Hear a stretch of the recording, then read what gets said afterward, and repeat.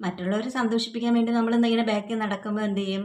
അവർ നമുക്ക് നല്ല രീതിയിൽ വേദനകളും വിഷമങ്ങളും ദുഃഖങ്ങളും പരാതികളും പരിഭവങ്ങളൊക്കെ നമുക്ക് മീതെ ഇങ്ങനെ കൊണ്ടുചൊരിയും.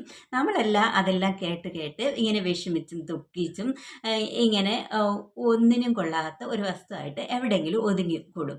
അതിന് പകരമായിട്ട് നമ്മളും നമ്മൾ തന്നെ നമ്മളെ സന്തോഷിപ്പിക്കാൻ വേണ്ട കാര്യങ്ങൾ എന്തൊക്കെയാണെന്ന് കണ്ടെത്തി അത് കൂടി നമ്മുടെ ലൈഫിൽ ചെയ്തിട്ട് നമുക്ക് മറ്റുള്ളവർക്ക് വേണ്ടിയിട്ടുള്ള കാര്യങ്ങളോട് ചെയ്തു കൊടുക്കാം. എങ്കിൽ മാത്രമേ ജീവിതത്തിൽ നല്ല ഹാപ്പി ആയിട്ട് നമുക്ക് മുന്നോട്ട് പോകാൻ പറ്റുള്ളൂ. അല്ലാതെ നമ്മൾ മാത്രം ഹാപ്പി ആയിരുന്നിട്ട് കാര്യമില്ല. നമ്മുടെ കുടുംബാംഗങ്ങളും എല്ലാവരും നല്ല ഹാപ്പി ആയിരിക്കേണ്ടത് നമ്മളുടെ ഒരു ഉത്തരവാദിത്വമാണ്.